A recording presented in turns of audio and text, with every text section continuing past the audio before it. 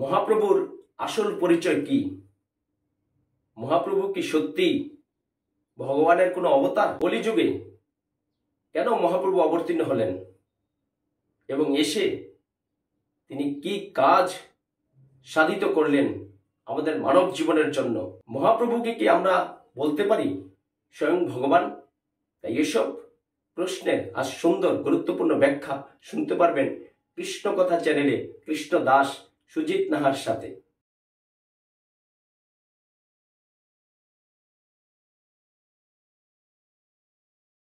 জয় শ্রীকৃষ্ণ, রাধে রাধে।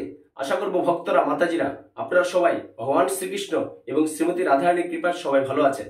আর আপনারা যাতে সবসময় ভালো থাকেন সেটাই ভগবান শ্রীকৃষ্ণ এবং শ্রীমতী রাধারানীর চরণে প্রার্থনা করি। আজ কৃষ্ণ কথা চ্যানেল থেকে এসেছি যে মহাপ্রভুর মানে আমাদের কলিযুগের যে অবতার শ্রী নিমাই পণ্ডিত, তার আসল পরিচয় কি?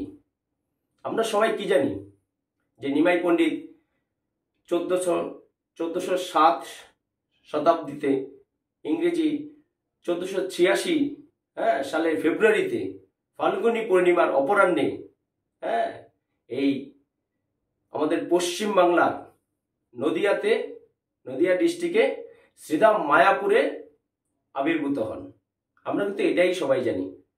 তার পিতাকে একজন পণ্ডিত শ্রী জগন্নাথ মিশ্র, মাতা সচী দেবী।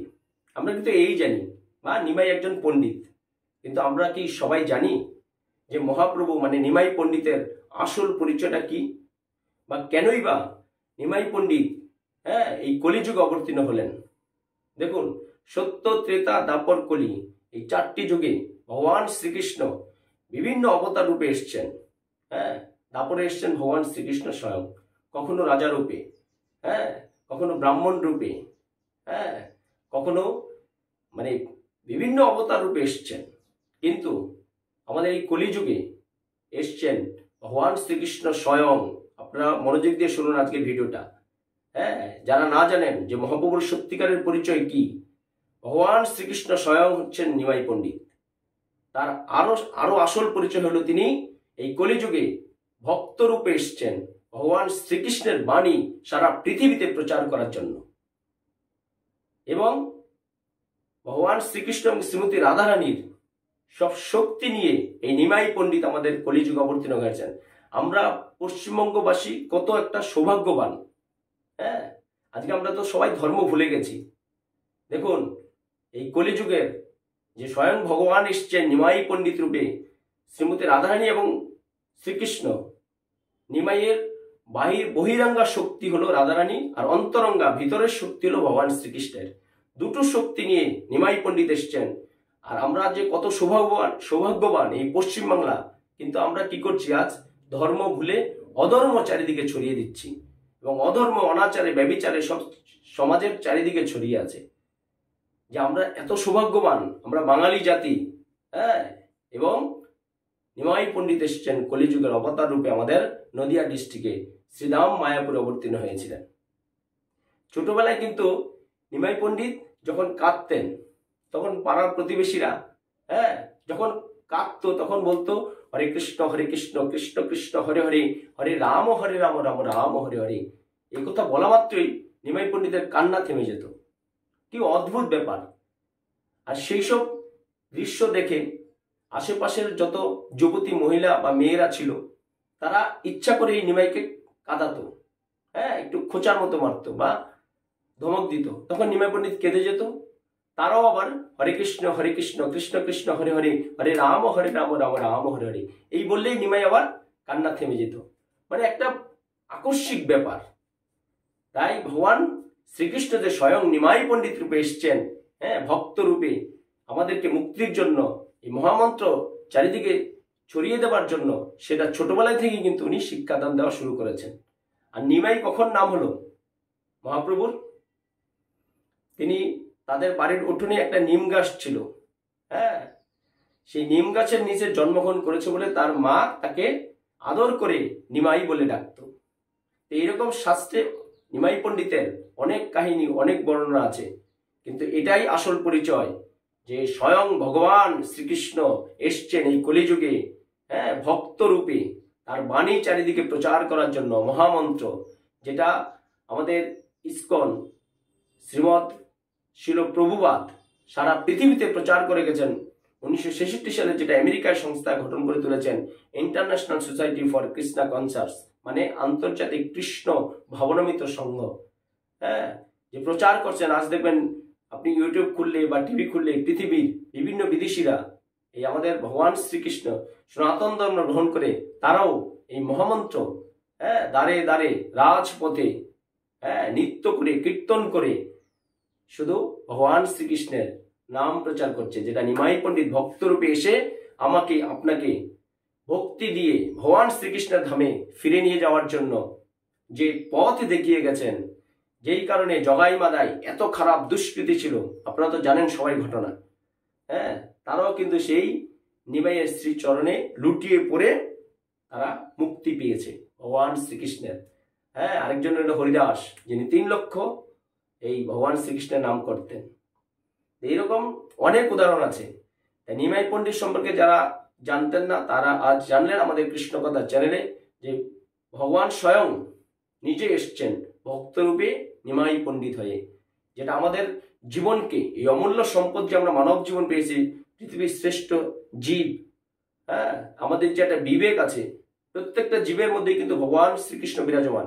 একটা পিঁপড়ে বলুন আর একটা বিশাল বড় হাতি বলুন, আমার আপনার সবার মধ্যেই পরমাত্মা রূপে ভগবান শ্রীকৃষ্ণ বিরাজ করছেন। কিন্তু আমার যে অমূল্য মানব জীবনের সম্পদ পেয়েছি, 84 লক্ষ জনের মধ্যে শ্রেষ্ঠ জীব হচ্ছে মানব, কিন্তু মানুষের কর্তব্য কি আমরা সেটাই ভুলে গেছি। সেই কৃষ্ণ চেতনা জাগ্রত করার জন্য, কৃষ্ণ ভাবনায় ভাবিত করার জন্য, কৃষ্ণ বাণী, কৃষ্ণের যে অমৃত বাণী পৃথিবীতে প্রচার করার জন্য, হ্যাঁ, যুগে যুগেই ভগবান শ্রীকৃষ্ণ বিভিন্ন অবতার রূপে এসছেন। কখন এসছেন? যদা যদা হি ধর্মস্য গ্লানি, মানে যখন সাধুরা ঠিকমতো তাদের ধর্ম প্রচার করতে পারছে না, মানে সমাজে খারাপ লোক, দস্যুদের, হ্যাঁ, দৈত্যদের তখন প্রচন্ড দাপট বেড়ে গেছে, হ্যাঁ, সমাজে বিশৃঙ্খলা অশান্তি বেড়ে গেছে, তখনই ভগবান শ্রীকৃষ্ণ যুগে যুগে অবতীর্ণ হয়েছেন। তাই কলিযুগে যে মানুষ ভগবানকে ভুলে গেছে, শ্রীকৃষ্ণকে ভুলে গেছে, সেই নাম প্রচারের জন্য এই মহাপ্রভু এসছেন ভক্ত রূপে আপনার নদিয়া ডিস্ট্রিক্টের শ্রীধাম মায়াপুরে। এই নিমাই বাবা যে জগন্নাথ মিশ্র ছিলেন, তার বাড়ি ছিল কিন্তু শ্রীহট্টে, মানে বাংলাদেশের শ্রীহট্ট, সিলেটে। তিনি শিক্ষা লাভের জন্য এই নদিয়ায় এসেছিলেন। তখন কিন্তু সংস্কৃত এবং পাণ্ডিত্যের শিক্ষার একমাত্র স্থান ছিল এই নবদ্বীপ। কিন্তু দেখুন, আমরা সেই কত সৌভাগ্যবান পশ্চিমবঙ্গের মানুষ, ভগবান শ্রীকৃষ্ণ স্বয়ং আমাদের মাঝে অবতীর্ণ হয়েছেন। তাই আসুন আমরা সেই নিমাই পণ্ডিতের পথকে অনুসরণ করে আমরাও ভগবান শ্রীকৃষ্ণের সেবা করার সুযোগ গ্রহণ করি। আপনি যেখানেই থাকুন, যে বর্ণেরই থাকুন, নিমাই পণ্ডিত কিন্তু এই জন্যই এসছে যে যার মধ্যে কৃষ্ণ চেতনা থাকবে, কৃষ্ণ ভাবনা থাকবে এবং শাস্ত্রের বিধিনিষেধ সে মেনে চলবে, সে যদি চণ্ডালও হয় তাও সে উঁচু স্থানে বসতে পারবে বা গুরুদেব হতে পারবে। শাস্ত্রেই আছে এটা। ব্রাহ্মণ হলেই যে গুরুদেব হবেন সেটা কোনো কথা নয়। আপনি নিজেও পূজা করতে পারবেন, ব্রাহ্মণের সবকিছু করতে পারবেন, যদি আপনার মধ্যে কৃষ্ণ ভাবনা, কৃষ্ণ চেতনা থাকে। সেই কৃষ্ণ চেতনাকে, দেখুন চেতনা সবার মধ্যেই আছে, কিন্তু আমরা কি করেছি, আমরা জেগেও ঘুমাচ্ছি। আপনি একটা ঘুমের লোককে কিন্তু জাগাতে পারবেন, কিন্তু যে জেগেও ঘুমের ভান করছে তাকে কিন্তু আপনি জাগাতে পারবেন না, কারণ সে অভিনয় করছে। তাই আসুন, আমাদের চেতনা সবার মধ্যে আসছে, কিন্তু সেই চেতনাকে কি করতে হবে, জাগ্রত করতে হবে। ভগবান শ্রীকৃষ্ণ যে স্বয়ং এসছেন নিমাই পণ্ডিত রূপে, হ্যাঁ, বাইরের দিক বহিরাঙ্গ হলো আমাদের শ্রীমতী রাধারানী, আর অন্তরঙ্গা হলো ভগবান শ্রীকৃষ্ণ। এই দুটো শক্তি নিয়ে যে এসছেন এবং সারা পৃথিবীতে যে 16 নাম 32 অক্ষর, হরে কৃষ্ণ কৃষ্ণ কৃষ্ণ হরে হরে, হরে রাম রাম রাম হরে হরে, এই যে মন্ত্রের বীজ বপন করে গেছেন, সেই বীজকে আমরাও প্রসারিত করে দিই। তাই আসুন, আজ থেকে সবাই ব্রতী হচ্ছি যে আমরা সবাই ভগবান শ্রীকৃষ্ণের সেবা করব। নিমাই পণ্ডিত যে মহাপ্রভু আমাদের মহামন্ত্র প্রচার করে গেছেন, সেটা আমরা আজ যে যেভাবে পারেন, দেখুন আমরা সনাতন ধর্মে শাস্ত্রে আছে যে যতই ধর্ম কাজ করুন, হ্যাঁ, পূজা অর্চনা করুন, ভগবান শ্রীকৃষ্ণের কিন্তু সেবা করতে হবে। কারণ শাস্ত্রে আছে যে দেব দেবীরা বিপদে পড়লেও ভগবানের শরণাপন্ন হয়, ভগবান শ্রীকৃষ্ণ ছাড়া কারো উদ্ধার নেই। তাই যে যেখানেই থাকুন, যে বর্ণেরই থাকুন, পৃথিবীর যেখানেই থাকুন, আপনি কর্মের পাশাপাশি যতটা পারবেন সনাতন ধর্ম প্রচার করুন, যেটা আমাদের মহাপ্রভু করে গেছেন। সেই পথের প্রসারী হয়ে আমাদের মানব জীবনকে, এই দুর্লভ মানব জীবনকে কাজে লাগিয়ে ভগবান শ্রীকৃষ্ণের শ্রীধামে নিজেকে সমর্পণ করে আসুন। সবাই যে যেভাবে পারি আমাদের সনাতন ধর্ম প্রচার করতে হবে। তবে দেখবেন আপনি সংসার, পরিবার, পরিজন নিয়ে সবাইকে নিয়ে ভালো থাকতে পারবেন, সুখে থাকতে পারবেন। কারণ ভগবান ছাড়া কোনো উপায় নেই। আপনি অনেকেই সমাজে বলে দেখুন, আমি অনেকেই বলি যে কি গো, বয়স টয়স হয়েছে, একটু ধর্মকর্ম করো, হ্যাঁ আসো একটু গীতা পড়ো, ভগবান শ্রীকৃষ্ণ নাম করো। বলছে বয়স হয়নি, হ্যাঁ এখনো সময় হয়নি। দেখুন, সময় এবং বয়স এই দুটো কিন্তু আপনার জন্য অপেক্ষা করবে না। হ্যাঁ, মাথায় রাখবেন, এই কথাটা যারা বলে তারা একদম মূর্খ। সময়, কাল, অনেকেই কাল বলে যে কাল করব। আরে কাল কি হবে কেউ বলতে পারবে? 10 মিনিট পরে কি হবে কেউ বলতে পারবে? কারণ পৃথিবীটা পরিবর্তনশীল। ভগবান শ্রীকৃষ্ণ যখন আপনাকে পাঠিয়েছে, আপনাকে যেতেই হবে। তাই কখন কে যাব কেউ বলতে পারি না, তাহলে তো আমরা মহাপণ্ডিত হয়ে যেতাম, ভগবান শ্রীকৃষ্ণকে আর মানতে হতো না। বিজ্ঞানীরা দেখবেন অনেক কিছু আবিষ্কার করতে পেরেছে, কিন্তু আজ পর্যন্ত একটা মানুষ, সত্যিকারের মানুষ আমাকে আপনার মতো আত্মা দান করতে পারেনি। সবকিছু সৃষ্টি করেছে ভগবান শ্রীকৃষ্ণ, কিন্তু সবার ব্রেনে সবকিছু দিয়েছে। আজ মানুষ চাঁদেও যাচ্ছে, সূর্যকে আবিষ্কার করবে, মঙ্গলকে আবিষ্কার করবে, কিন্তু আত্মা কেউ সৃষ্টি করতে পারবে না, আবিষ্কার করতে পারবে না। অনেক চেষ্টা করেছে, তাহলে ভগবান শ্রীকৃষ্ণ বলে কেউ মানবে না।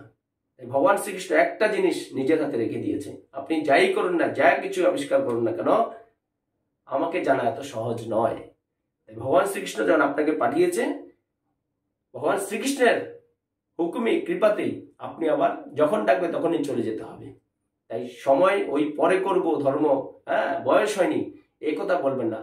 এই ধরনের লোকদের কাছ থেকে অনেক দূরে থাকবেন। কারণ এরা সমাজে এই মহামন্ত্র, নিমাই পণ্ডিতের, মহাপ্রভুর যে অমৃত বাণী, ভগবান শ্রীকৃষ্ণের যে কৃষ্ণ চেতনা যে ছড়িয়ে দিয়ে গেছেন, ওই ধরনের লোকরা কখনোই আপনাকে সেই জাগ্রত চেতনা দিতে পারবে না। তাই যারা কৃষ্ণ ভাবনা প্রচার করছে, কৃষ্ণ নাম প্রচার করছে, তাদের সংস্পর্শে থাকুন, সাধু সঙ্গ করুন, মন্দিরে যাবেন, শ্রীমদ্ ভগবদ গীতা যথাযথ পাঠ করুন, মহামন্ত্র পাঠ করুন মালার মাধ্যমে, এবং তুলসীকে প্রতিদিন জল প্রদান করুন। তাহলে ভগবান শ্রীকৃষ্ণ আপনার প্রতি সুপ্রসন্ন হবে, আপনি সবাইকে নিয়ে ভালো থাকতে পারবেন, সমাজের, জাতির, দেশের সবার মঙ্গল করতে পারবেন যদি ভগবান শ্রীকৃষ্ণ শ্রীমতী রাধারানীর সেবা করেন। নিমাই পণ্ডিত কিন্তু সেটাই ভক্তরূপে এসে আমাদেরকে শিক্ষা দিয়ে গেছে। তাই এটাই হলো নিমাই পণ্ডিতের সবচেয়ে আসল পরিচয়, যে স্বয়ং ভগবান এসছেন এই কলিযুগে পশ্চিম বাংলার, হ্যাঁ নদিয়া ডিস্ট্রিক্টের শ্রীরাম মায়াপুরে। আমাদের জীবনটা কত সৌভাগ্যবান যে আমরা, হ্যাঁ মহাপ্রভুর মানে জাতির মানুষ, মহাপ্রভুর রাজ্যের মানুষ। তাই সেই জীবন আসুন সবাই আমাদের সে মহাপ্রভুর বাণী প্রচার করে জীবনটাকে সার্থক করি, এই দুর্লভ মানব জীবনকে। তাই আজ এই ছিল যে মহাপ্রভুর আসল পরিচয় কি, নিমাই পণ্ডিতের আসল পরিচয় কি। নিমাই পণ্ডিত যে স্বয়ং ভগবান অনেকে কিন্তু মানে না, ভক্তরূপে এসছেন বলে অনেক ঘাত প্রতীক্ষা, দুঃখ, অনেক কিছু কষ্ট সহ্য করেছেন। ভক্ত হওয়া কিন্তু এত সহজ নয়।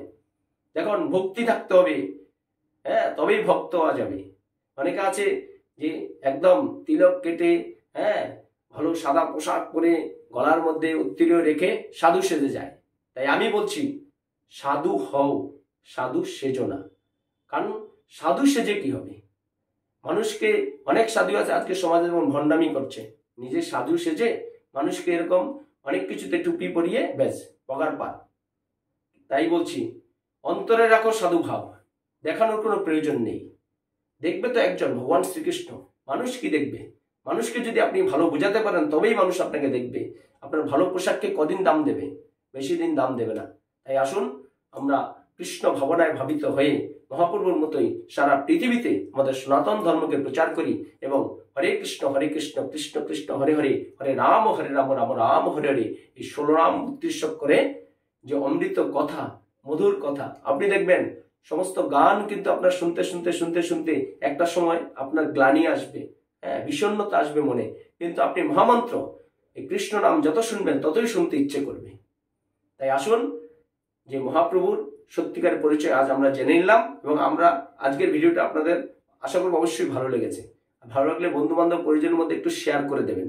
তাহলে যারা না জানে যে নিমাই পণ্ডিত বা মহাপ্রভুর সত্যিকারের আসল পরিচয় কি, তারাও আপনার মাধ্যমে জানতে পারবে এবং আপনার ভগবানের প্রতি আপনার কৃপা প্রদর্শিত হবে, আপনি পূর্ণ সঞ্চয় করতে পারবেন।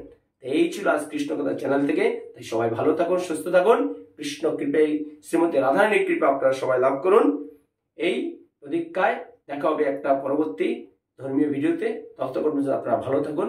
আর পরিশেষে আমার সাথে বলুন, জয় শ্রীকৃষ্ণ, রাধে রাধে। জয় শ্রীকৃষ্ণ, রাধে রাধে।